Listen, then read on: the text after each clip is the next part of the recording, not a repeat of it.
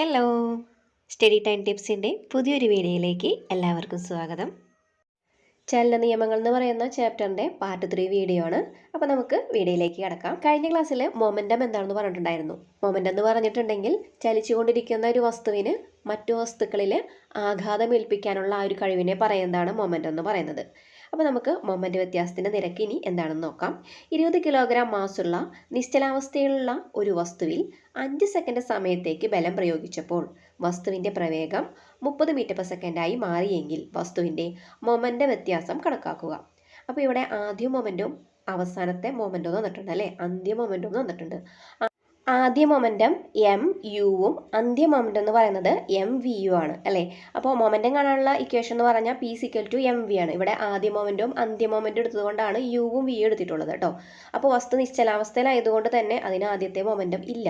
അപ്പോൾ 20 ഇൻറ്റു 0 ആണ് വന്നിരിക്കുന്നത്. 20 എന്ന് പറയുന്നത് മാസാണ് അതിൻ്റെ. അപ്പോൾ ആദ്യത്തെ മൊമെൻറ്റം എന്ന് പറയുന്നത് ഇവിടെ 0 ആണ്. ആദ്യത്തെ മൊമെൻറ്റം 0 ആയത് എന്തുകൊണ്ടാണ്? നിശ്ചലാവസ്ഥയിലുള്ള ഒരു വസ്തു ആയതുകൊണ്ടാണ്. അതായത് ചലിക്കുന്ന വസ്തുക്കൾക്ക് മാത്രമേ മൊമെൻറ്റം ഉള്ളൂ. അപ്പോൾ ഇനി ഇവിടെ നമുക്ക് അന്ത്യ മൊമെൻറ്റം നോക്കാം. M V equal to M എന്ന് പറയുന്നത് 20 ആണ്, വി എന്ന് പറയുന്നത് 30 ആണ് അല്ലേ. അപ്പോൾ 20 into 30 600 kilogram metre per second ആണ്. ഇവിടെ മൊമെൻറ്റ് വ്യത്യാസം എന്ന് പറയുമ്പോൾ നമുക്ക് എന്ത് എഴുതാം? M V minus M U ആണ് അല്ലേ. അതായത് 600 kilogram metre per second minus 0 ആണ് വരുന്നത്. അപ്പോൾ എന്ത് വരും?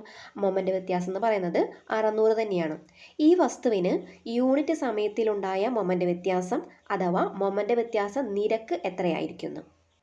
ഇവിടെ നമ്മളിപ്പോൾ മൊമെൻറ്റ് വ്യത്യാസമാണ് കണ്ടുപിടിച്ചിരിക്കുന്നത് അല്ലേ. ഇനി ഒരു യൂണിറ്റ് സമയത്തിലുണ്ടായ മൊമെൻറ്റ് വ്യത്യാസമാണ് നമ്മൾ കണ്ടുപിടിക്കാൻ പോകുന്നത്. ആ യൂണിറ്റ് സമയത്തിലുണ്ടായ മൊമെൻറ്റ് വ്യത്യാസത്തെയാണ് പറയുന്നത് മൊമെൻറ്റ് വ്യത്യാസ നിരക്ക് എന്ന് പറയുന്നത്. അപ്പോൾ നമുക്കത് നോക്കാം. മൊമെൻറ്റ് വ്യത്യാസ നിരക്ക് സീക്കൽ ടു മൊമെൻറ്റ് വ്യത്യാസം ബൈ സമയം. മൊമെൻറ്റ് വ്യത്യാസം എന്ന് പറയുന്നത് 600ഉം 5 സെക്കൻഡാണ് പറഞ്ഞിരിക്കുന്നത് അല്ലേ. അപ്പോൾ ഡിവൈഡഡ് ബൈ 5 കൊടുക്കാം. 600നെ 5 കൊണ്ട് ഹരിക്കുമ്പോൾ 120 ആണ് കിട്ടുന്നത്. അപ്പോൾ മൊമെൻറ്റ് വ്യത്യാസത്തിൻ്റെ നിരക്ക് എന്ന് പറയുന്നത് 120 kilogram metre per second square ആണ് ഇവിടുത്തെ മൊമെൻറ്റ് വ്യത്യാസത്തിൻ്റെ നിരക്ക് എന്ന് പറയുന്നത്. ഇതുമായി ബന്ധപ്പെട്ട ഒരു ക്വസ്റ്റ്യൻ നമുക്ക് ചെയ്ത് നോക്കാം. 100 കിലോഗ്രാം മാസുള്ള ഒരു വസ്തു നിശ്ചലാവസ്ഥയിൽ നിന്നും ചലനം ആരംഭിച്ച് 4-ാം സെക്കൻഡിൽ 30 മീറ്റർ പെർ സെക്കൻഡ് പ്രവേഗം കൈവരിക്കുന്നു എങ്കിൽ ഈ വസ്തുവിൻ്റെ ആദ്യ മൊമെൻറ്റം എത്ര? അപ്പോൾ നമുക്കിവിടെ മാസ് തന്നിട്ടുണ്ട്, അതേപോലെ തന്നെ പ്രവേഗവും തന്നിട്ടുണ്ട് അല്ലേ. അപ്പോൾ നമുക്ക് മൊമെൻറ്റം കാണാനുള്ള ഇക്വേഷൻ എന്ന് പറഞ്ഞാൽ P equal to M V ആണ് അല്ലേ. ആദ്യ മൊമെൻറ്റ് ആകുമ്പോൾ P equal to M U ആണ്. ഇവിടെ എം എന്ന് പറയുന്നത് 100 ആണ്, യു എന്ന് പറയുന്നത് 0 ആണ്. അപ്പോൾ P equal to 100 into 0 സീക്കൽ to 0 ആണ് ആദ്യ മൊമെൻറ്റം വരുന്നത്. വസ്തു നിശ്ചലാവസ്ഥയിലായതുകൊണ്ടാണ് യു എന്ന് പറയുന്നത് 0 ആയിട്ട് എടുക്കുന്നത്. അവിടെ പ്രവേഗം ഉണ്ടാവില്ലല്ലോ. അപ്പോൾ നമുക്ക് ഇനി അന്ത്യപ്രവേഗം കണ്ടുപിടിക്കാം. എം എന്ന് പറയുന്നത് 100ഉം വി എന്ന് പറയുന്നത് 30 ആണ്. Equation P equal to M V ആണ്. എം എന്ന് പറഞ്ഞാൽ 100 into 30 equal to 3000 kilogram metre per second ആണ് അന്ത്യ മൊമെൻറ്റ് എന്ന് പറയുന്നത്. ഇനി മൊമെൻറ്റ് വ്യത്യാസം എത്രയാണെന്ന് ചോദിച്ചിട്ടുണ്ട്. അപ്പോൾ നമുക്കത് കണ്ടുപിടിക്കാം. മൊമെൻറ്റ് വ്യത്യാസം equal to M V minus M U that is equal to 3000 minus 0 equal to 3000 kilogram metre per second. ഇനി അടുത്തത് മൊമെൻറ്റ് വ്യത്യാസത്തിൻ്റെ നിരക്കാണ് ചോദിച്ചിട്ടുള്ളത്. മൊമെൻറ്റ് വ്യത്യാസം നിരക്ക് കാണാൻ വേണ്ടിയിട്ട് മൊമെൻറ്റ് വ്യത്യാസം ബൈ സമയം. മൊമെൻറ്റ് വ്യത്യാസം എന്ന് പറഞ്ഞാൽ 3000 ആണ്, സമയം എന്ന് പറയുന്നത് 4 സെക്കൻഡ് ആണല്ലേ. 3000 ബൈ 4 എന്ന് പറയുമ്പോൾ കിട്ടുന്ന answer 780 kilogram metre per second square ആണ്. നിശ്ചലാവസ്ഥയിലുള്ള 20 കിലോഗ്രാം മാസുള്ള വസ്തുവിൽ 5 സെക്കൻഡ് സമയത്തേക്ക് വ്യത്യസ്ത അളവിൽ ബലം പ്രയോഗിക്കുമ്പോൾ ലഭിക്കുന്ന പ്രവേഗം തന്നിരിക്കുന്നു. ഓരോ സന്ദർഭത്തിലെയും ആദ്യ മൊമെൻറ്റം, അന്ത്യ മൊമെൻറ്റം, മൊമെൻറ്റ് വ്യത്യാസത്തിൻ്റെ നിരക്ക് ഇവ കണക്കാക്കുക. അപ്പോൾ ഇതനുസരിച്ചിട്ട് തന്നിരിക്കുന്ന ടേബിൾ ഒന്ന് ഫില്ല് ചെയ്യാൻ പറഞ്ഞിട്ടുണ്ട്. അപ്പോൾ നമുക്കതൊന്ന് ഫില്ല് ചെയ്യാം. മാസ് തന്നിട്ടുള്ളത് 20 കിലോഗ്രാമും ടൈം തന്നിട്ടുള്ളത് 5 സെക്കൻഡും ആണ്. അപ്പോൾ നമുക്കിവിടെ ഫസ്റ്റ് കോളത്തിൽ ബലം തന്നിട്ടുണ്ട്, പിന്നെ ലഭിക്കുന്ന പ്രവേഗം അതായത് വി ഇവിടെ തന്നിട്ടുണ്ട് 30, 15, 60. ആദ്യ മൊമെൻറ്റ് ഇവിടെ തന്നിട്ടുണ്ട് 0യും അന്ത്യ മൊമെൻറ്റ് എന്ന് പറയുന്നത് 20 ഇൻറ്റു 30 സീക്കൽ ടു 600. അതായത് P equal to M V എന്ന് പറയുന്ന ഇക്വേഷനാണ് ഉപയോഗിച്ചിരിക്കുന്നത്. പിന്നെ മൊമെൻറ്റത്തിൻ്റെ വ്യത്യാസം എന്ന് പറയുന്നത് 600 മൈനസ് 0 സീക്കൽ ടു 600. ഇനി മൊമെൻറ്റ് വ്യത്യാസത്തിൻ്റെ നിരക്ക് എന്ന് പറയുന്നത് 600 ബൈ 5 സെക്കൻഡാണ്. അപ്പോൾ ഇവിടെ വരുന്ന ആൻസർ 120 ആണ്. ഇനി നമുക്ക് അടുത്തതിൽ കാണാനുള്ളത് വി എന്ന് പറയുന്നത് 15ഉം ആദ്യ മൊമെൻറ്റ് നമുക്ക് 0 ആയിട്ട് എടുക്കാം. അപ്പോൾ അന്ത്യ മൊമെൻറ്റ് എന്ന് പറയുന്നത് അപ്പോൾ എന്ത് വരും? 20 × 15 = 300. ഇനി മൊമെൻ്റ് വ്യത്യാസം നമുക്ക് കണ്ടുപിടിക്കണം. മൊമെൻ്റ് വ്യത്യാസം എന്ന് പറയുമ്പോൾ 300 - 0 ആണ്. അപ്പോൾ കിട്ടുന്നത് 300 ആണ് കിട്ടുന്നത്. ഇനി മൊമെൻ്റ് വ്യത്യാസത്തിൻ്റെ നിരക്ക് എന്ന് പറയുന്നത് 300/5. 5 സെക്കൻഡ് അല്ലേ? അപ്പോൾ 300/5 എന്ന് പറയുമ്പോൾ 60 ആണ് മൊമെൻ്റ് വ്യത്യാസത്തിൻ്റെ നിരക്ക്. അടുത്തതിൽ v തന്നിരിക്കുന്നത് 60ഉം ആദ്യ മൊമെൻ്റ് എന്ന് പറയുന്നത് 0 ആണ്. അപ്പോൾ നമുക്ക് അന്ത്യ മൊമെൻ്റ് കണ്ടുപിടിക്കാം. 20 × 60 = 1200 ആണ് അന്ത്യ മൊമെൻ്റ് എന്ന് പറയുന്നത്. അടുത്ത കോളത്തിൽ മൊമെൻ്റ് വ്യത്യാസമാണ് 1200 - 0 = 1200. ഇനി നിരക്ക് കണ്ടുപിടിക്കാം. 1200/5 = 240 ആണ് കിട്ടുന്നത്. ഈ ഒരു ടേബിളിൽ നിന്നും വസ്തുവിൽ പ്രയോഗിക്കുന്ന ബലവും മൊമെൻ്റ് വ്യത്യാസത്തിൻ്റെ നിരക്കും തമ്മിൽ എന്തെങ്കിലും ബന്ധമുണ്ടോ എന്ന് നമുക്ക് നോക്കാം. ആദ്യത്തെ കേസിൽ എഫ് ആയിരുന്നപ്പോൾ മൊമെൻ്റ് വ്യത്യാസത്തിൻ്റെ നിരക്ക് എന്ന് പറയുന്നത് 120 ആയിരുന്നു. രണ്ടാമത്തെ കേസിലേക്ക് വന്നപ്പോൾ പ്രയോഗിക്കുന്ന ബലം പകുതിയായി അല്ലേ? അപ്പോൾ മൊമെൻ്റ് വ്യത്യാസത്തിൻ്റെ നിരക്ക് എന്ന് പറയുന്നത് പകുതിയായിട്ട് മാറി. 120 എന്ന് പറയുന്നത് 60 ആയിട്ട് മാറി. പിന്നത്തെ കേസിലേക്ക് വന്നപ്പോൾ ബലം എന്ന് പറയുന്നത് 2 ഇരട്ടിയായി അല്ലേ? അപ്പോൾ 2F ആണ് കൊടുത്തിരിക്കുന്നത് അല്ലോ. ഇനി മൊമെൻ്റ് വ്യത്യാസത്തിൻ്റെ നിരക്ക് എന്ന് പറയുന്നത് അപ്പോൾ എത്രയായിരുന്നു? 120 ആയിരുന്നത് അതിൻ്റെ ഇരട്ടിയായി 240 ആയി. അപ്പോൾ നമുക്ക് ഇതിൽ നിന്ന് മനസ്സിലാക്കാം ഒരു വസ്തുവിൽ പ്രയോഗിക്കുന്ന ബലം കുറയുന്നതിനനുസരിച്ചിട്ട് മൊമെൻ്റ് വ്യത്യാസത്തിൻ്റെ നിരക്കും കുറയുന്നു എന്ന് മനസ്സിലാക്കാം. കൂടാതെ പ്രയോഗിക്കുന്ന ബലം പകുതിയാവുകയാണെന്നുണ്ടെങ്കിലോ മൊമെൻ്റ് വ്യത്യാസത്തിൻ്റെ നിരക്കും പകുതിയായിട്ട് മാറാണ് ചെയ്യുന്നത്. അടുത്തത് നോക്കാനുള്ളത് ന്യൂട്ടൻ്റെ രണ്ടാം ചലന നിയമമാണ്. ഒരു വസ്തുവിന് ലഭിച്ച ബലം കൂടുതലെങ്കിൽ മൊമെൻ്റ് വ്യത്യാസ നിരക്ക് കൂടുതലായിരിക്കും. ഇത് ആദ്യമായി പ്രസ്താവിച്ചത് സർ ഐസക് ന്യൂട്ടൻ ആണ്. ഇതാണ് ന്യൂട്ടൻ്റെ രണ്ടാം ചലന നിയമം. അപ്പോൾ നമുക്ക് രണ്ടാം ചലന നിയമം എന്താണെന്ന് നോക്കാം. ഒരു വസ്തുവിനുണ്ടാകുന്ന മൊമെൻ്റ് വ്യത്യാസത്തിൻ്റെ നിരക്ക് ആ വസ്തുവിൽ പ്രയോഗിക്കുന്ന അസന്തുലിത ബാഹ്യബലത്തിന് നേരനുപാതത്തിലായിരിക്കും. മൊമെൻ്റ് വ്യത്യാസം ഉണ്ടാകുന്നത് പരിണിത ബലത്തിൻ്റെ ദിശയിലുമായിരിക്കും. അപ്പോൾ ഇവിടെ പറഞ്ഞിട്ടുള്ളത് ഒരു വസ്തുവിനുണ്ടാകുന്ന മൊമെൻ്റ് വ്യത്യാസത്തിൻ്റെ നിരക്ക് എന്ന് പറയുന്നത് ആ വസ്തുവിൽ പ്രയോഗിക്കുന്ന അസന്തുലിത ബാഹ്യബലത്തിന് നേരനുപാതത്തിലായിരിക്കും. അനുപാതം എന്ന് ഉദ്ദേശിക്കുന്നത് ബലം കൂടുകയാണെന്നുണ്ടെങ്കിൽ മൊമെൻ്റ് വ്യത്യാസം കൂടും, വ്യത്യാസത്തിൻ്റെ നിരക്ക് കൂടും. അതേപോലെ തന്നെ ബലം പകുതിയാവുകയാണെന്നുണ്ടെങ്കിൽ മൊമെൻ്റ് വ്യത്യാസത്തിൻ്റെ നിരക്കും പകുതിയാവും. അതുകൊണ്ടാണ് നേരനുപാതം എന്ന് പറയുന്നത്. ഇനി മൊമെൻ്റ് വ്യത്യാസം ഉണ്ടാകുന്നത് പരിണിത ബലത്തിൻ്റെ ദിശയിലായിരിക്കും എന്നും കൂടി പറഞ്ഞിട്ടുണ്ട്. ഈ നിയമത്തിനെ ഗണിത രീതിയിൽ എഴുതുന്നതിനെ കുറിച്ചാണ് ഇനി നോക്കുന്നത്. m മാസുള്ള ഒരു വസ്തു u എന്ന പ്രവേഗത്തോടെ ചലിക്കുന്നു എന്ന് കരുതുക. t സമയത്തേക്ക് f ബലം പ്രയോഗിച്ചപ്പോൾ അതിൻ്റെ പ്രവേഗം v ആയി മാറുന്നു. അപ്പോൾ ഇവിടെ വസ്തുവിൻ്റെ ആദ്യ പ്രവേഗം എന്ന് പറയുന്നത് u ആണ്. അന്ത്യപ്രവേഗം എന്ന് പറയുന്നത് അപ്പോൾ എന്തായിരിക്കും? v ആണ് വരുന്നത്. ആദ്യ മൊമെൻ്റ് എന്ന് പറയുന്നത് mu-വും അന്ത്യ മൊമെൻ്റ് എന്ന് പറയുന്നത് mv ആയിരിക്കും. മൊമെൻ്റ് വ്യത്യാസം എന്ന് പറയുന്നത് mv - mu ആണ്. ഇവിടെ രണ്ടിലും m കോമൺ ആയിട്ടുണ്ട് അല്ലേ? അപ്പോൾ നമ്മൾ എമ്മിനെ പുറത്തേക്ക് എടുത്തതിന് ശേഷം ബ്രാക്കറ്റിൻ്റെ ഉള്ളിൽ v - u എഴുതാം. അപ്പോൾ എന്ത് വരും? m × v - u ആണ് കിട്ടുന്നത് മൊമെൻ്റ് വ്യത്യാസം. ഇനി അടുത്തത് മൊമെൻ്റ് വ്യത്യാസത്തിൻ്റെ നിരക്കാണ്. അതായത് മൊമെൻ്റ് വ്യത്യാസം ബൈ സമയമാണ് മൊമെൻ്റ് വ്യത്യാസത്തിൻ്റെ നിരക്ക് എന്ന് പറയുന്നത്. നമുക്ക് മൊമെൻ്റ് വ്യത്യാസം കിട്ടിയിട്ടുള്ളത് m × v - u/t ആണ് അല്ലേ? ഇതിൽ v - u/t എന്ന് പറയുന്നത് a ആണ്. അതായത് ത്വരണം കാണാനുള്ള സമവാക്യമാണ് v - u/t എന്ന്. അപ്പോൾ ആ ഒരു ഭാഗത്ത് നമുക്ക് a കൊടുക്കാം. അപ്പോൾ മൊമെൻ്റ് വ്യത്യാസത്തിൻ്റെ നിരക്ക് എന്ന് പറയുന്നത് ma ആണ്. ന്യൂട്ടൻ്റെ രണ്ടാം ചലന നിയമം അനുസരിച്ചിട്ട് f അനുപാതം ma ആണ് അല്ലേ? അങ്ങനെയെങ്കിൽ f = kma. അതായത് ഈ അനുപാത ചിഹ്നം മാറ്റാൻ വേണ്ടിയിട്ട് ഈക്വൽ ടു കൊടുത്തിട്ട് ഒരു k എന്ന് പറയുന്ന ലെറ്റർ അവിടെ കൊടുക്കുകയാണ്. അതായത് k എന്ന് പറയുന്നത് ഒരു സ്ഥിരസംഖ്യയാണ്. ബലത്തിൻ്റെ SI യൂണിറ്റ് ന്യൂട്ടൺ ആണ്.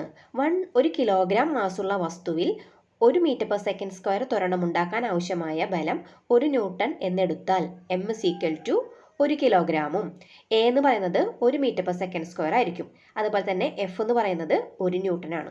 ഇവിടെ അപ്പോൾ വസ്തുവിൻ്റെ മാസ് തന്നിട്ടുണ്ട്, അതുപോലെ തന്നെ ആ വസ്തുവിനുണ്ടാകുന്ന ത്വരണം തന്നിട്ടുണ്ട്, അതിലേക്ക് പ്രയോഗിക്കുന്ന ബലത്തിൻ്റെ അളവ് തന്നിട്ടുണ്ട് അല്ലേ? അപ്പോൾ മാസ് m എന്ന് പറയുന്നത് 1 ആണ്. അതേപോലെ തന്നെ ത്വരണം ഉണ്ടാകുന്നു എന്ന് പറഞ്ഞിട്ടുണ്ട് അല്ലേ? അപ്പോൾ അതിൻ്റെ ത്വരണം a എന്ന് പറയുന്നത് 1 ആണ്. അതുപോലെ ആ വസ്തുവിൽ അനുഭവപ്പെടുന്ന ബലം എന്ന് പറയുന്നതും 1 ന്യൂട്ടൺ ആണ്. അപ്പോൾ നമുക്ക് ഈ പറഞ്ഞ വാല്യൂസ് ഒക്കെ f = kma എന്ന് പറയുന്ന ഇക്വേഷനിലേക്ക് കൊടുക്കാം.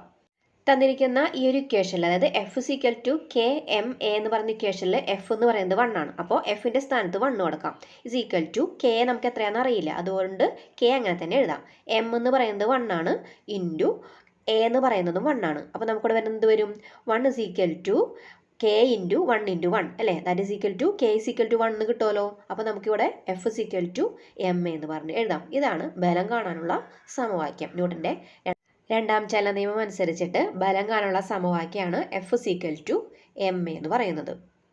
ഇനി 2 പ്രോബ്ലം ചെയ്യാനുണ്ട്. അതിലാദ്യം നമുക്ക് നോക്കാം. 12 കിലോഗ്രാം മാസുള്ള ഒരു വസ്തു 4 മീറ്റർ പെർ സെക്കൻഡ് ത്വരണത്തോടു കൂടി ചലിക്കുന്നുവെങ്കിൽ ആ വസ്തുവിൽ പ്രയോഗിച്ചുകൊണ്ടിരിക്കുന്ന ബലം കണക്കാക്കുക. അപ്പോൾ നമുക്കിവിടെ F ആണ് കണ്ടുപിടിക്കേണ്ടത്. ഇക്വേഷൻ വരുന്നത് ma ആണ് അല്ലേ. ഇവിടെ m എന്ന് പറയുന്നത് 12 കിലോഗ്രാം ആണ്, a എന്ന് പറയുന്നത് 4 ആണ്. അപ്പോൾ F=ma എന്ന് പറയുന്ന ഇക്വേഷനിൽ 12 × 4 നമുക്ക് കൊടുക്കാം. അപ്പോൾ നമുക്ക് എന്ത് കിട്ടും? 48 ന്യൂട്ടൺ ആണ് ഇവിടുത്തെ ബലം എന്ന് പറയുന്നത്. രണ്ടാമത്തെ ക്വസ്റ്റ്യൻ നോക്കാം. 20 കിലോഗ്രാം മാസുള്ള ഒരു വസ്തുവിൽ 40 ന്യൂട്ടൺ ബലം പ്രയോഗിച്ചുകൊണ്ടിരുന്നാൽ ഉണ്ടാകുന്ന ത്വരണം എത്ര? അപ്പോൾ ഇവിടെ നമുക്ക് F തന്നിട്ടുണ്ട്, അതുപോലെ തന്നെ m തന്നിട്ടുണ്ട്. a ആണ് കണ്ടുപിടിക്കാനുള്ളത്.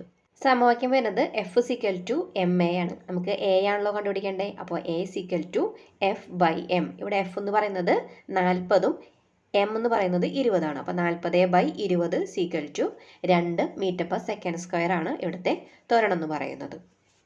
അടുത്തതൊരു സോൾവ്ഡ് പ്രോബ്ലം ആണ്. ഞാനൊന്ന് എക്സ്പ്ലെയിൻ ചെയ്ത് തരാം. ഇവിടെ പറഞ്ഞിട്ടുള്ളത് 1000 കിലോഗ്രാം മാസുള്ള ഒരു വാഹനം 90 km/h പ്രവേഗത്തിൽ സഞ്ചരിക്കുന്നു.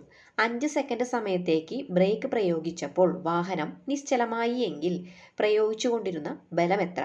അപ്പോൾ ഒരു വസ്തുവിൻ്റെ മാസ് തന്നിട്ടുണ്ട്, അതുപോലെ തന്നെ ആ ഒരു വാഹനത്തിൻ്റെ പ്രവേഗം തന്നിട്ടുണ്ട് അല്ലേ. ആദ്യ പ്രവേഗമാണ് 90 km/h തന്നിട്ടുള്ളത്. പിന്നെ അത് ബ്രേക്ക് ചെയ്തപ്പോൾ വാഹനം നിന്നു. അപ്പോൾ അതിൻ്റെ അന്ത്യപ്രവേഗം v എന്ന് പറയുന്നത് 0 ആണ്. ഇനി ഇവിടെ തന്നിട്ടുള്ള പ്രവേഗം km/h തന്നിരിക്കുന്നത്. നമുക്കതിനെ മീറ്റർ പെർ സെക്കൻഡിലേക്ക് ആക്കി മാറ്റണം. അതിന് വേണ്ടിയിട്ട് × 5/18 ചെയ്യണം. അതായത് തന്നിരിക്കുന്ന ആ പ്രവേഗത്തിനെ 90 ആണോ തന്നിട്ടുള്ളത്, 90 × 5/18 ചെയ്യണം. അപ്പോഴാണ് അത് മീറ്റർ പെർ സെക്കൻഡിലേക്കായി മാറുന്നത്. അപ്പോൾ ഇവിടെ കിട്ടുന്നത് 25 മീറ്റർ പെർ സെക്കൻഡ് ആണ്. അപ്പോൾ ഇവിടെ അന്ത്യപ്രവേഗം v എന്ന് പറയുന്നത് 0 എന്ന് പറഞ്ഞു, മാസ് എന്ന് പറയുന്നത് 1000 കിലോഗ്രാം ആണെന്ന് പറഞ്ഞു. ഇനി ഇക്വേഷൻ വരുന്നത് F=ma ആണ്. ഇവിടെ നമുക്ക് a നേരിട്ട് തന്നിട്ടില്ല, അതുകൊണ്ട് തന്നെ F=m×v−u/t എന്ന് പറയുന്ന ഇക്വേഷനാണ് ഇവിടെ ഉപയോഗിച്ചിരിക്കുന്നത്. ഇവിടെ m എന്ന് പറയുന്നത് 1000ഉം അതേപോലെ v എന്ന് പറയുന്നത് 0 ആണ്. അപ്പോൾ ബ്രാക്കറ്റിനുള്ളിൽ 0 - u എന്ന് പറയുന്നത് 25 ആണ്, /5. അപ്പോൾ ഇവിടെ എന്ത് വരും? -5000 ന്യൂട്ടൺ ഇവിടെ ബലമായിട്ട് കിട്ടും. ഇവിടെ -5000 വന്നത് 1000 × 0 - 25 ആണ്. അപ്പോൾ എന്ത് വരും? -25 വരും, /5 ആണ്. അപ്പോൾ 5ഉം 25ഉം 5 പ്രാവശ്യം ക്യാൻസൽ ചെയ്ത് പോകും അല്ലേ. അപ്പോൾ നമുക്ക് 1000 × 5 ചെയ്യുമ്പോൾ 5000 കിട്ടും. ഇവിടെ കിട്ടിയിരിക്കുന്ന ബലം എന്ന് പറയുന്നത് -5000 ന്യൂട്ടൺ ആണ് അല്ലേ. -i വന്നിട്ടുണ്ട്. അതായത് ബലം എന്ന് പറയുന്നത് ഒരു സദിശ അളവാണ്, അതായത് ദിശ ചേർത്ത് പറയുന്ന ഒരു അളവാണ് അല്ലേ. അതുകൊണ്ട് തന്നെ നെഗറ്റീവ് ചിഹ്നം സൂചിപ്പിക്കുന്നത് ബലം വാഹനം ചലിക്കുന്നതിൻ്റെ എതിർദിശയിലാണ് എന്നതാണെന്ന്. വാഹനം ചലിക്കുന്നതിൻ്റെ ഓപ്പോസിറ്റ് ഡയറക്ഷനിലായിരിക്കും ആ ഒരു വാഹനത്തിന് മേലെ അനുഭവപ്പെടുന്ന ബലം. അതാണ് ഇതിൽ നിന്ന് നമുക്ക് മനസ്സിലാക്കാൻ സാധിക്കുന്നത്. ഇനി ഇവിടെ ഒരു പ്രോബ്ലം കൂടി തന്നിട്ടുണ്ട്. 10 കിലോഗ്രാം മാസുള്ള വസ്തുവിൻ്റെ പ്രവേഗം 4 സെക്കൻഡ് കൊണ്ട് 6 മീറ്റർ പെർ സെക്കൻഡിൽ നിന്നും 18 മീറ്റർ പെർ സെക്കൻഡായി മാറുന്നു. മൊമെൻ്റ് വ്യത്യാസ നിരക്ക് എത്ര? ഈ ക്വസ്റ്റ്യനിൽ മാസ് തന്നിട്ടുണ്ട് 10 കിലോഗ്രാം. ആദ്യ പ്രവേഗം u എന്ന് പറയുന്നത് 6 മീറ്റർ പെർ സെക്കൻഡും അന്ത്യപ്രവേഗം v എന്ന് പറയുന്നത് 18 മീറ്റർ പെർ സെക്കൻഡും ആണ്.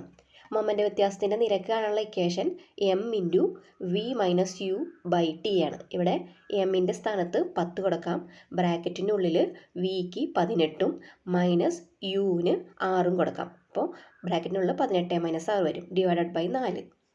ബ്രാക്കറ്റിനുള്ളിൽ 18 - 6 എന്ന് പറഞ്ഞാൽ 12 ആണ്. അപ്പോൾ നമുക്ക് അംശത്തിൽ 10 × 12/4 വരും. 4ഉം 12ഉം 3 പ്രാവശ്യം ക്യാൻസൽ ചെയ്ത് പോകും. അപ്പോൾ വരുന്നത് 10 × 3 30 ആണ് കിട്ടുന്നത്. ഇനി അടുത്തത് കാണാൻ പറഞ്ഞിരിക്കുന്നത് ഇവിടെ പ്രയോഗിച്ച ബലം എത്ര? F ആണ് കാണേണ്ടത് അല്ലേ.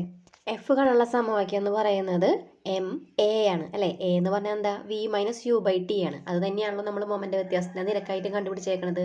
അപ്പോൾ ബലം F മൊമെൻ്റ് വ്യത്യാസത്തിൻ്റെ നിരക്ക് 30 ന്യൂട്ടൺ ആണ്. അപ്പോൾ ബലവും മൊമെൻ്റ് വ്യത്യാസത്തിൻ്റെ നിരക്കും സെയിം ആണ്. ഇനി അടുത്തത് കാണാനുള്ളത് ത്വരണമാണ്, അതായത് a=F/m. F കണ്ടുപിടിച്ചിട്ടുണ്ടായിരുന്നു 30, m ഓൾറെഡി തന്നിട്ടുണ്ട് അല്ലേ, 10 തന്നിട്ടുണ്ട്. അപ്പോൾ 30/10 3 മീറ്റർ പെർ സെക്കൻഡ് സ്ക്വയർ.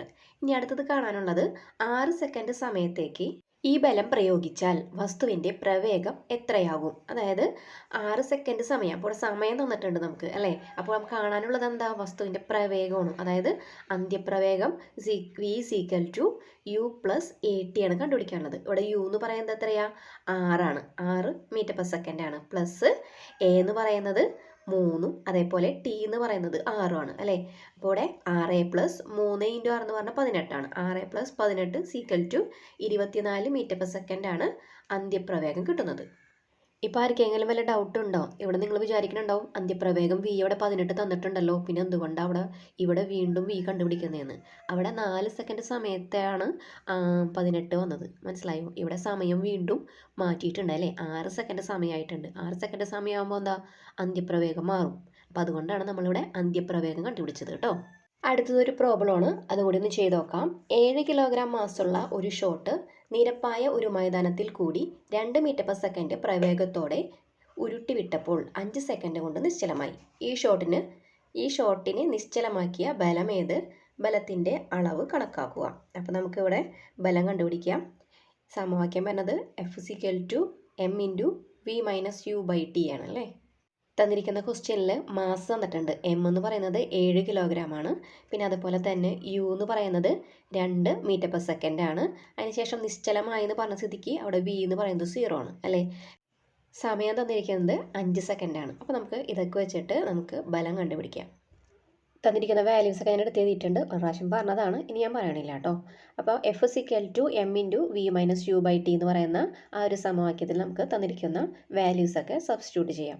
എമ്മിൻ്റെ സ്ഥാനത്ത് 7 കൊടുക്കാം, ബ്രാക്കറ്റിനുള്ളിൽ വിക്ക് 0യും മൈനസ് യുവിന് 2ഉം കൊടുക്കാം. /t എന്ന് പറയുന്നത് 5ആണ്. അപ്പോൾ നമുക്ക് കിട്ടുന്നത് 7 × -2/5 ആണ്. അതായത് -14/5. 14നെ 5 കൊണ്ട് ഹരിക്കുമ്പോൾ 2.8 കിട്ടുന്നത്. മൈനസ് സൈൻ അവിടെ ഓൾറെഡി ഉണ്ട്. അപ്പോൾ -2.8 ന്യൂട്ടനാണ് നമുക്ക് കിട്ടുന്ന ബലം എന്ന് പറയുന്നത്. ഇവിടെ മൈനസ് സൈൻ എന്തിനാണ് സൂചിപ്പിക്കുന്നത്? ഏത് ഡയറക്ഷനിലേക്കാണോ വസ്തു ചലിക്കുന്നത് അതിൻ്റെ ഓപ്പോസിറ്റ് ഡയറക്ഷനിലായിരിക്കും ബലം അനുഭവപ്പെടുന്നത്. അതാണ് നെഗറ്റീവ് സൈൻ കൊണ്ട് ഇവിടെ അർത്ഥമാക്കുന്നത്. അടുത്തത് നോക്കാം. ചുറ്റിക ഉപയോഗിച്ചിട്ട് ആണി അടിച്ചു കയറ്റുമ്പോൾ ആണിയിലേക്ക് വളരെ കുറഞ്ഞ സമയം കൊണ്ടാണ് നമ്മളൊരു ബലം അപ്ലൈ ചെയ്യുന്നത് അല്ലേ. അപ്പോൾ ഇത്തരം ബലങ്ങളുടെ സവിശേഷതകളെക്കുറിച്ചാണ് ഇനി നോക്കാൻ പോകുന്നത്. ആവേഗ ബലവും ബലത്തിൻ്റെ ആവേഗവും. ചുവടെ കൊടുത്തിരിക്കുന്ന സാഹചര്യങ്ങളിൽ ബലങ്ങളുടെ പ്രത്യേകത എന്താണെന്ന് കണ്ടെത്താമോ? ക്രിക്കറ്റ് ബാറ്റ് കൊണ്ട് ബോൾ അടിച്ചു തെറിപ്പിക്കുന്നത്, അതായത് ബോൾ നല്ല സ്പീഡിലായിരിക്കും വരുന്നത് അല്ലേ. ബാറ്റ് പെട്ടെന്ന് നമ്മൾ വീശുന്ന സമയത്തായിരിക്കും ആ ബോളിൽ തട്ടിയിട്ട് ബോൾ തെറിച്ചു പോകുന്നത്. നല്ല സ്പീഡിൽ വരുന്ന ബോളിനെ തട്ടിത്തെറിപ്പിക്കണമെങ്കിൽ നല്ലൊരു ബലം നമുക്ക് അപ്ലൈ ചെയ്യേണ്ടി വരും. അതും വളരെ പെട്ടെന്ന് തന്നെ അപ്ലൈ ചെയ്യണം അല്ലേ. ആ ബോൾ വരുന്ന ആ സ്പീഡിൽ തന്നെ നമ്മൾ ബാറ്റ് വീശിയാലേ ആ ബോളിൽ തട്ടി ആ ബോൾ തെറിച്ചു പോകുള്ളൂ. അതല്ലാന്നുണ്ടെങ്കിൽ ബോൾ വേറെ വഴിക്കും പോകും, ബാറ്റ് വേറെ വഴിക്കും പോകും അല്ലേ. അപ്പോൾ വളരെ കുറഞ്ഞ സമയത്തേക്ക് നമ്മൾ പ്രയോഗിക്കുന്ന ഒരു വലിയ ബലമാണ് ഇവിടെ ഉണ്ടാവുന്നത്. അതുപോലെ തന്നെയാണ് ഫുട്ബോൾ കളിക്കുമ്പോൾ പന്ത് കാലുകൊണ്ട് അടിക്കുന്നതും അല്ലേ. അതായത് പെട്ടെന്ന് നമ്മൾ ബോളിനെ തട്ടിത്തെറിപ്പിച്ചില്ലെങ്കിൽ മറ്റുള്ള ടീമുകാർ പോയി ഗോളടിക്കും. അപ്പോൾ ഇവിടെയൊക്കെ ബലം വളരെ ചെറിയ സമയത്തേക്കാണ് പ്രയോഗിക്കപ്പെടുന്നത്. അപ്പോൾ ഇത്തരം ബലങ്ങളെയാണ് ആവേഗ ബലം എന്ന് പറയുന്നത്. അതായത് കുറഞ്ഞ സമയത്തേക്ക് പ്രയോഗിക്കുന്ന വലിയ ബലങ്ങളെ പറയുന്നതാണ് ആവേഗ ബലം എന്ന് പറയുന്നത്. ആവേഗബലത്തിൻ്റെ നിർവചനം നോക്കാം. വളരെ ചെറിയ സമയത്തേക്ക് പ്രയോഗിക്കുന്ന വലിയ ബലമാണ് ആവേഗബലം. ഈ ബലത്തിൻ്റെയും സമയത്തിൻ്റെയും ഗുണനഫലമാണ് ബലത്തിൻ്റെ ആവേഗം. അതായത് ബലത്തിൻ്റെ ആവേഗം I = ബലം F × സമയം t. അതായത് I = F × t ആണ് ആവേഗബലം എന്ന് പറയുന്നത്. ബലം ഉണ്ടാക്കുന്ന ആവേഗത്തിൻ്റെ യൂണിറ്റ് ബലത്തിൻ്റെ യൂണിറ്റ് × സമയത്തിൻ്റെ യൂണിറ്റ്. ബലത്തിൻ്റെ യൂണിറ്റ് എന്ന് പറയുന്നത് ന്യൂട്ടനാണ് അല്ലേ. സമയത്തിൻ്റെ യൂണിറ്റ് എന്ന് പറയുന്നത് സെക്കൻഡാണ്. ബലമുണ്ടാക്കുന്ന ആവേഗത്തിൻ്റെ യൂണിറ്റ് എന്ന് പറയുന്നത് ന്യൂട്ടൺ സെക്കൻഡാണ്. ഇനി അതിൻ്റെ സമവാക്യമാണ് Ft എന്ന് പറയുന്നത് അല്ലേ. ഇവിടെ F എന്ന് പറയുന്നത് എന്താ, m×v−u/t ആണ് അല്ലേ. ഇനി അത് കൂടാണ്ട് ഓൾറെഡി ഒരു ടി ഉണ്ട്, അപ്പോൾ *t കൂടി കൊടുക്കാം. അപ്പോൾ നമുക്ക് അംശത്തിലും ഛേദത്തിലും ടി ഉള്ളത് കൊണ്ട് ടി ക്യാൻസൽ ചെയ്ത് പോകും. പിന്നെ ബാക്കി വരുന്നത് m × v−u ആണ് അല്ലേ. അതായത് mv−mu ആണ് ബലമുണ്ടാക്കുന്ന ആവേഗം എന്ന് പറയുന്നത്. ഇനി നമുക്ക് ആ ബോക്സിലും കൂടി നോക്കാം. ഒരു ബലത്തിൻ്റെ ആവേഗവും അതുണ്ടാക്കുന്ന മൊമെൻ്റ് വ്യത്യാസവും തുല്യമായിരിക്കും. അപ്പോൾ ആവേഗവും മൊമെൻ്റ് വ്യത്യാസവും തുല്യമാണെന്നാണ് പറഞ്ഞിട്ടുള്ളത്. ഇതാണ് ആവേഗ മൊമെൻ്റ് തത്വം എന്ന് പറയുന്നത്. അപ്പോൾ ആവേഗ മൊമെൻ്റ് തത്വം എന്താണെന്ന് ചോദിച്ചാൽ പറയണം, ഒരു ബലത്തിൻ്റെ ആവേഗവും അത് ഉണ്ടാക്കുന്ന മൊമെൻ്റ് വ്യത്യാസവും തുല്യമായിരിക്കുന്നു. 200 ഗ്രാം മാസുള്ള ഒരു പന്ത് 30 മീറ്റർ/സെക്കൻഡ് പ്രവേഗത്തിൽ ചലിക്കുന്നു. ഒരാൾ ഈ പന്ത് പിടിക്കുന്നു. എ ക്വസ്റ്റ്യൻ നോക്കാം. പന്തിനെ പിടിച്ച് നിശ്ചലമാക്കാനെടുത്ത സമയം താഴെ കൊടുത്ത പ്രകാരമെങ്കിൽ ഓരോ സന്ദർഭത്തിലും കയ്യിൽ അനുഭവപ്പെടുന്ന ബലം എത്രയായിരിക്കും? അപ്പോൾ നമുക്കിവിടെ ബലമാണ് കണ്ടുപിടിക്കേണ്ടത്. ബോൾ പിടിക്കാനെടുത്ത ടൈം ഇവിടെ തന്നിട്ടുണ്ട്. 0.3 സെക്കൻഡ്, 0.2, 0.1 സെക്കൻഡ്.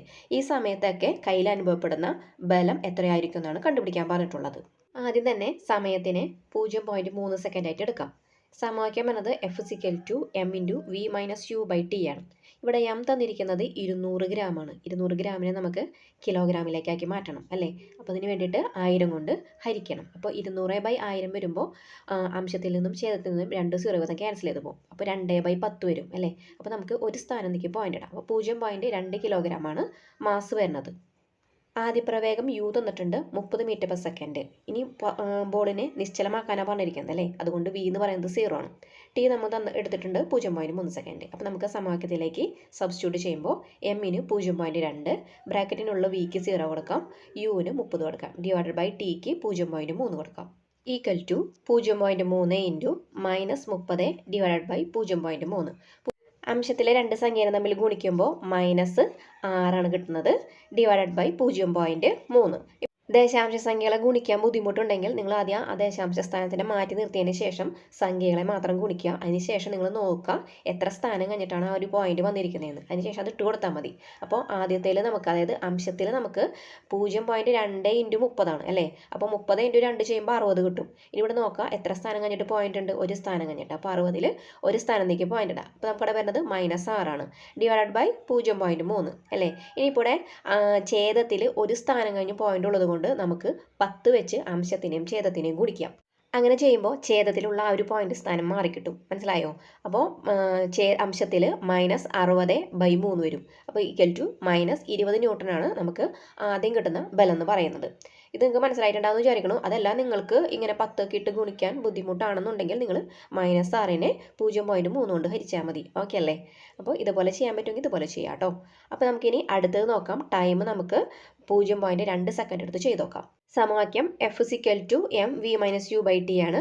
m എന്ന് പറയുന്നത് 0.2, അതേപോലെ തന്നെ v എന്ന് പറയുന്നത് 0 ആണ്, മൈനസ് u എന്ന് പറയുന്നത് 30 ഡിവൈഡഡ് ബൈ 0.2. ഇവിടെ 0.2 അംശത്തിലും ഛേദത്തിലുണ്ട്. അപ്പോൾ നമുക്കത് ക്യാൻസൽ ചെയ്ത് കളയാം. അപ്പോൾ നമുക്ക് കിട്ടുന്നത് -30 ന്യൂട്ടനാണ്. ഇനി നമുക്ക് അടുത്ത ടൈം എന്ന് പറയുന്നത് 0.1 സെക്കൻഡ് ആണ്. സമവാക്യത്തിൽ എമ്മിന് നമുക്ക് 0.2, വിക്ക് 0, യുവിന് 30 ഡിവൈഡ് ബൈ ടി ആണ് ഇവിടെ മാറിക്കൊണ്ടിരിക്കുന്നത്. അപ്പോൾ ഇവിടെ ടി എന്ന് പറയുന്നത് 0.1 ആണ്. അപ്പോൾ അംശത്തിൽ വരുന്നത് 0.2 ഇൻറ്റു 30 ഡിവൈഡഡ് ബൈ ഛേദത്തിൽ 0.1 ആണ് വരുന്നത് അല്ലേ? അപ്പോൾ ഇവിടെ കിട്ടുന്നത് -6/0.1 ആണ് വരുന്നത്. അപ്പോൾ നമുക്ക് ഛേദത്തിൽ ഒരു സ്ഥാനം കഴിഞ്ഞ് പോയിന്റ് ഉള്ളത് കൊണ്ട് ഞാൻ 10 വെച്ചിട്ട് അംശത്തിനെയും ഛേദത്തിനെയും ഗുണിക്കുകയാണ്. അപ്പോൾ വരുന്നത് -60/1 ആണ് വരുന്നത്, ഈക്വൽ ടു -60 ന്യൂട്ടൺ. അപ്പോൾ നമുക്ക് ഓരോ ടൈമിലും അനുഭവപ്പെടുന്ന ബലം കിട്ടി. ഇനി നമുക്ക് ഇതിന് താഴെയുള്ള ക്വസ്റ്റ്യൻ കൂടി നോക്കാം. ക്വസ്റ്റ്യൻ പറഞ്ഞിരിക്കുന്നത്, ഇവിടെ നിങ്ങൾക്ക് ലഭിച്ച ഉത്തരങ്ങളിലെല്ലാം ബലത്തിൻ്റെ അളവ് നെഗറ്റീവ് ആണല്ലോ, ഇത് എന്തിനെ സൂചിപ്പിക്കുന്നു? ഇതിൽ നിന്ന് നമുക്ക് മനസ്സിലാക്കാൻ സാധിക്കുന്നത് വസ്തു ചലിക്കുന്നതിൻ്റെ എതിർദിശയിലാണ് ബലം അനുഭവപ്പെടുന്നതെന്ന് നമുക്ക് ഈ നെഗറ്റീവ് സൈനിൽ നിന്ന് മനസ്സിലാക്കാം. സി ക്വസ്റ്റ്യൻ, ഈ ഉത്തരങ്ങൾ വിശകലനം ചെയ്ത് ഒരു പൊതു നിഗമനം രൂപീകരിക്കുക. അപ്പോൾ നമുക്ക് ഇവിടെ മനസ്സിലാവുന്ന ഒരു കാര്യം എന്ന് പറഞ്ഞാൽ, വസ്തുവിനെ നിശ്ചലമാക്കാൻ എടുക്കുന്ന സമയം കൂടുമ്പോൾ കയ്യിൽ അനുഭവപ്പെടുന്ന ബലം അഥവാ ആഘാതം കുറയുന്നു. അതായത് ക്രിക്കറ്റ് കളിക്കുന്ന സമയത്ത് ബോൾ ക്യാച്ച് ചെയ്യാൻ വേണ്ടിയിട്ട് നമ്മൾ പരമാവധി കൈ ബാക്കിലോട്ട് വലിച്ചിട്ടാണ് ആ ഒരു ബോളിനെ പിടിക്കുന്നതെങ്കിൽ അപ്പോൾ എന്താ സമയം കൂടുതലാണ് നമ്മൾ എടുക്കുന്നത് അല്ലേ? അപ്പോൾ നമ്മുടെ കയ്യിൽ അനുഭവപ്പെടുന്ന ആഘാതം കുറയ്ക്കാൻ വേണ്ടി നമുക്ക് സാധിക്കും. ഇതുമായി ബന്ധപ്പെട്ട് കുറച്ച് ക്വസ്റ്റ്യൻ തന്നിട്ടുണ്ട്. അതിൻ്റെ ആൻസർ നമുക്ക് നോക്കാം. എയും ബിയും ക്വസ്റ്റ്യൻ്റെ ആൻസർ നമ്മൾ നേരത്തെ പറഞ്ഞ ആ ഒരു ആൻസർ തന്നെ മതി. അതായത് ടൈം കൂടുന്നതിനനുസരിച്ചിട്ട് കയ്യിലേൽക്കുന്ന ആഘാതം കുറയുന്നു എന്ന് പറഞ്ഞല്ലോ, ആ ആൻസർ തന്നെ എഴുതിയാൽ മതി. ഇനി നമുക്ക് സി ക്വസ്റ്റ്യൻ നോക്കാം. പോൾ വാൾട്ട് പിറ്റിൽ ഫോം ബെഡ് ഇടുന്നു, അത് എന്തിനു വേണ്ടിയിട്ടാണെന്ന്. പോൾ വാൾട്ട് എന്താണെന്ന് അറിയാത്തവർക്ക് വേണ്ടിയിട്ട് ജസ്റ്റ് ഒരു ഇമേജ് കാണിച്ചിട്ടുണ്ട് കേട്ടോ. അപ്പോൾ നമുക്ക് ഇതിൻ്റെ ആൻസർ പറയാം. പിറ്റിൽ ഫോം ബെഡ് ഇട്ടാൽ പിറ്റിലേക്ക് പതിക്കുന്ന അത്ലറ്റ് നിശ്ചലമാകാൻ എടുക്കുന്ന സമയം കൂടുതലാവുകയും ആഘാതം കുറയ്ക്കാൻ സാധിക്കുകയും ചെയ്യുന്നു. ഡി ക്വസ്റ്റ്യൻ, ഗ്ലാസ് പാത്രങ്ങൾ അടുക്കി വച്ചിരിക്കുന്ന പാക്കറ്റുകളിൽ സ്പോഞ്ച് അല്ലെങ്കിൽ വൈക്കോൽ നിറയ്ക്കുന്നു. ഞാൻ അതിൻ്റെ കാരണം നോക്കാം. അവയ്ക്കിടയിൽ സ്പോഞ്ചൊന്നും വെച്ചില്ല എന്നുണ്ടെങ്കിൽ അത് കൂട്ടിമുട്ടിയിട്ട് പാത്രങ്ങളൊക്കെ പൊട്ടിപ്പോകാനുള്ള ചാൻസ് ഉണ്ട് അല്ലേ? അപ്പോൾ നമുക്ക് ഇതിൻ്റെ ആൻസർ പറയാം. ഗ്ലാസ് പാത്രങ്ങൾക്കിടയിൽ വൈക്കോൽ അല്ലെങ്കിൽ സ്പോഞ്ച് വയ്ക്കുന്നതിനാൽ അവ തമ്മിൽ കൂട്ടിമുട്ടുന്നതിനെടുക്കുന്ന സമയം കൂട്ടാനും ആഘാതം കുറയ്ക്കാനും കഴിയുന്നു. രണ്ടാം ചലന നിയമം പരിഗണിക്കുമ്പോൾ ബലം പ്രയോഗിക്കാത്ത ഒരവസരത്തെപ്പറ്റി ചിന്തിച്ചു നോക്കൂ. അതായത് F=ma ആണ് അല്ലേ. അതിൽ F എന്ന് പറയുന്നത് 0 ആണെന്നുണ്ടെങ്കിലോ ഇവിടെ A എന്ന് പറയുമ്പോൾ എന്ത് വരും, F/m ആണ് അല്ലേ. അതായത് 0/m വരും. അപ്പോൾ എന്ത് വരും, 0 വരും. ബലം പ്രയോഗിക്കാത്ത അവസരത്തിൽ വസ്തുവിന് അപ്പോൾ ത്വരണം ഉണ്ടാകില്ല. ത്വരണം ഉണ്ടാകാത്ത അവസ്ഥയിൽ ചലിച്ചുകൊണ്ടിരിക്കുന്ന വസ്തു നേരേഖ പാതയിൽ തുടരുകയോ ചലനമില്ലാത്ത വസ്തു നിശ്ചലാവസ്ഥയിൽ തുടരുകയോ ചെയ്യും. ഇത് ഒന്നാം ചലന നിയമമല്ലേ. ഇതിൽ നിന്നും ഒന്നാം ചലന നിയമവുമായി ഒത്തുപോകുന്നതായല്ലേ മനസ്സിലാകുന്നത് എന്ന്.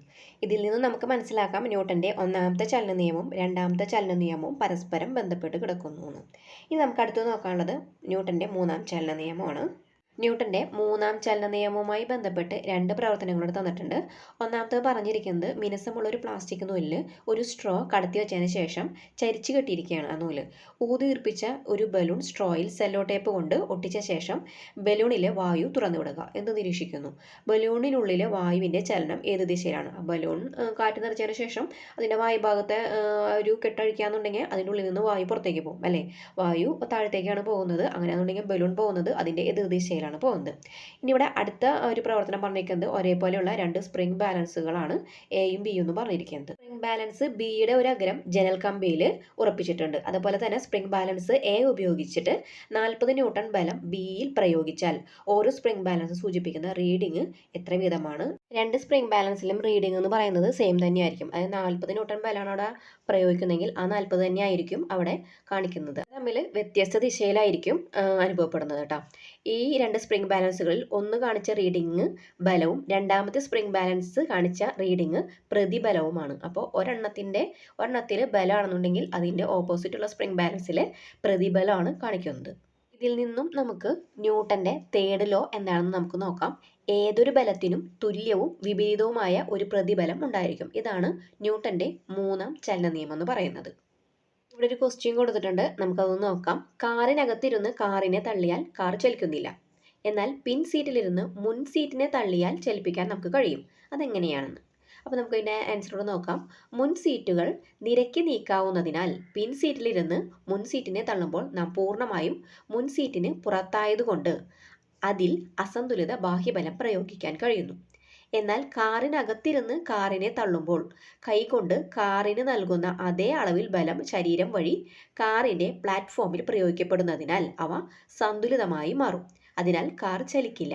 റോഡിൽ നിന്നുകൊണ്ട് കാറിനെ തള്ളുമ്പോൾ കാറിന് അസന്തുലിത ബാഹ്യബലം ലഭിക്കുന്നതിനാൽ കാർ ചലിക്കുന്നു. ഇവിടെ മുൻ സീറ്റിന് തള്ളി നിൽക്കുന്ന കാര്യവും അതുപോലെ തന്നെ കാറിന് തള്ളി ചലിപ്പിക്കുന്ന കാര്യമാണ് പറഞ്ഞിരിക്കുന്നത്. നമ്മൾ ബാക്കിലെ സീറ്റിലിരുന്നിട്ട് നമ്മൾ മുൻ സീറ്റിലേക്ക് ബലം പ്രയോഗിക്കുമ്പോൾ ആ മുൻ സീറ്റിൽ അനുഭവപ്പെടുന്ന ബലം എന്ന് പറയുന്നത് അസന്തുലിതമായ ഒരു ബാഹ്യബലമാണ് അല്ലേ. അതുകൊണ്ട് തന്നെ നമുക്ക് ആ ഒരു മുൻ സീറ്റിനെ തള്ളി നീക്കാൻ വേണ്ടി സാധിക്കും. ഇനി നമ്മൾ കാറിൻ്റെ പുറത്തു നിന്നാണ് കാറിനെ തള്ളുന്നതെങ്കിൽ കാറ് ചലിക്കും അല്ലേ. കാറിനകത്തിരുന്ന് നമ്മൾ കാറിലേക്ക് ബലം പ്രയോഗിക്കുകയാണെന്നുണ്ടെങ്കിലോ നമ്മൾ കൈകൊണ്ട് പ്രയോഗിക്കുന്ന ബലവും അതുപോലെ തന്നെ നമ്മുടെ ശരീരം ആ കാറിൻ്റെ പ്ലാറ്റ്ഫോമിൽ കൊടുക്കുന്ന ബലവും തുല്യമായിരിക്കും അല്ലേ. അതുകൊണ്ട് അവിടെ പരിണിത ബലം എന്ന് പറയുന്നത് 0 ആയിട്ടാണ് മാറുന്നത്. പക്ഷെ നമ്മൾ കാറിന് പുറത്ത് നിന്നിട്ട് കാറിനെ തള്ളുമ്പോൾ നമ്മൾ കാറിന്മേൽ ഒരു അസന്തുലിതമായ ബാഹ്യബലമാണ് പ്രയോഗിക്കുന്നത്. അതുകൊണ്ടാണ് കാറ് നീങ്ങുന്നത്. അടുത്ത് നോക്കാനുള്ളത് ബലം, പ്രതിബലം. ഇവയിൽ ഏതാണ് ആദ്യം ഉണ്ടാകുന്നതെന്ന് കണ്ടെത്താമാവുന്നു. അപ്പോൾ നമുക്കിവിടെ നോക്കാം ബലവും പ്രതിബലവും എന്താണെന്ന് നോക്കാം.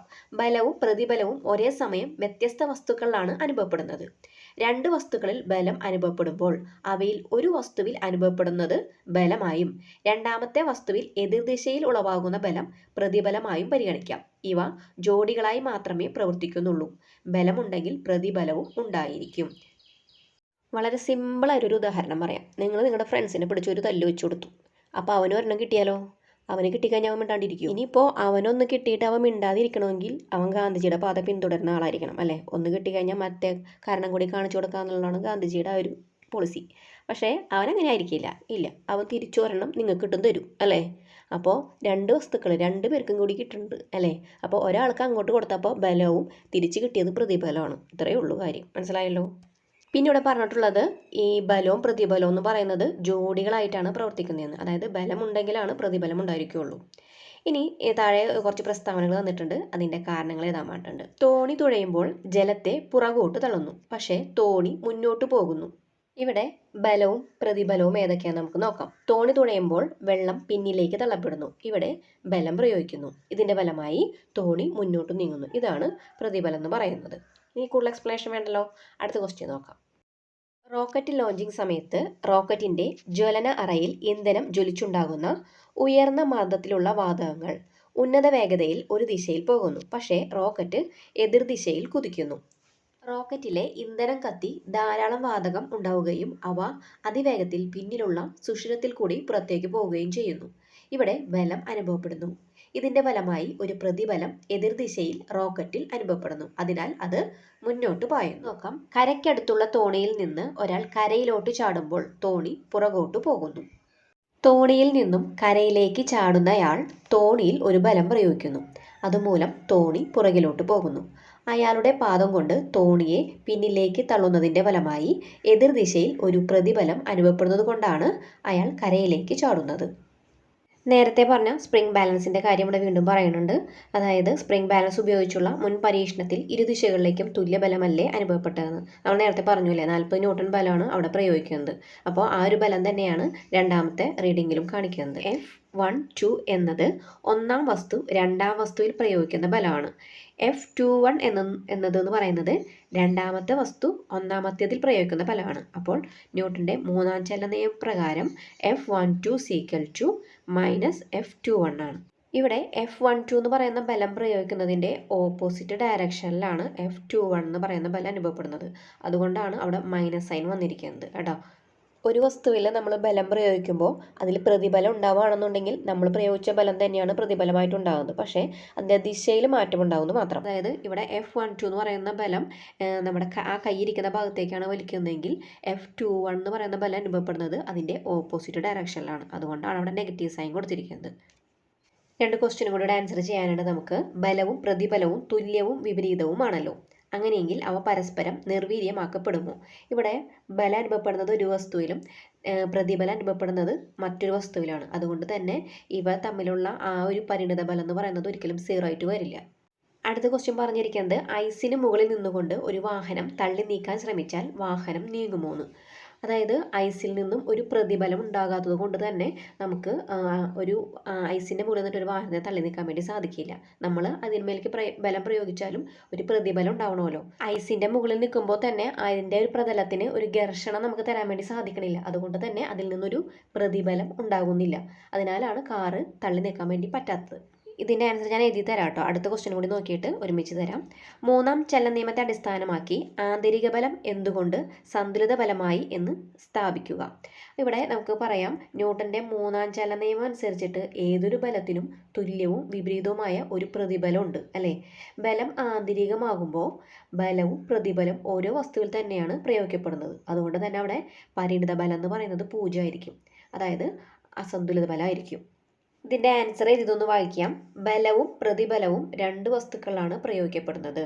അതിനാൽ എതിർദിശയിലാണെങ്കിലും അവ നിർവീര്യമാക്കപ്പെടുന്നില്ല. അപ്പോൾ ബലവും പ്രതിബലവും ഒരു വസ്തുവിൽ തന്നെ അനുഭവപ്പെട്ടാലാണ് അത് നിർവീര്യമാക്കപ്പെടുന്നത്, അതായത് ഇല്ലാതായി പോകുന്നത് കേട്ടോ. ഇത് രണ്ട് വസ്തുക്കളായതുകൊണ്ട് തന്നെ അവിടെയുള്ള ബലം എന്ന് പറയുന്നത് ഇല്ലാതാവുന്നില്ല. ഇനി അടുത്ത് പറഞ്ഞത് ഐസിൻ്റെ പ്രതലത്തിൻ്റെ കാര്യമാണ് പറഞ്ഞേക്കണത്. ഐസിൻ്റെ പ്രതലത്തിന് ഘർഷണം നൽകാൻ കഴിയാത്തത് കൊണ്ട് പ്രതിബലം ലഭിക്കില്ല. അതിനാൽ കാർ തള്ളി നീക്കാൻ സാധിക്കില്ല. അപ്പോൾ നമ്മളൊരു ബലം പ്രയോഗിക്കുമ്പോൾ അതിനൊരു പ്രതിബലം ഉണ്ടാകുമ്പോഴാണല്ലോ ആ വസ്തുവിൻ്റെ അവസ്ഥയ്ക്ക് ഒരു മാറ്റം ഉണ്ടാവുന്നത്. പക്ഷേ ഇവിടെ പ്രതിബലം ലഭിക്കാത്തത് കൊണ്ട് തന്നെ നമുക്കിവിടെ കാറിനെ തള്ളി നീക്കാൻ സാധിക്കില്ല. ഇനി മൂന്നാമത്തെ പറഞ്ഞിരിക്കുന്നത് ന്യൂട്ടന്റെ മൂന്നാം ചലന നിയമം അനുസരിച്ച് ഏതൊരു ബലത്തിനും തുല്യവും വിപരീതവുമായ ഒരു പ്രതിബലമുണ്ട്. ഇനി ബലം ആന്തരികമാകുമ്പോൾ നമ്മൾ ഒരു വസ്തുവിലേക്ക് ബലം പ്രയോഗിക്കുന്നത് ഉള്ളിൽ നിന്നുകൊണ്ടാണെന്നുണ്ടെങ്കിൽ ബലവും പ്രതിബലവും ഒരേ വസ്തുവിൽ തന്നെയായിരിക്കും അനുഭവപ്പെടുന്നത് അല്ലേ. അതുകൊണ്ട് തന്നെ ഇവിടെ പരിണിത ബലം എന്ന് പറയുന്നത് 0 ആയിരിക്കും. അതായത് സന്തുലിത ബലമായിരിക്കും എന്നാണ് പറഞ്ഞിട്ടുള്ളത്. അപ്പോൾ ഇതോടുകൂടി ഈ ഒരു ചാപ്റ്റർ അവസാനിച്ചു. നിങ്ങൾക്ക് ഒരു വീഡിയോ ഉപകാരപ്പെട്ടു തോന്നാന്നുണ്ടെങ്കിൽ ഫ്രണ്ട്സിനും കൂടി ഒന്ന് ഷെയർ ചെയ്യാം.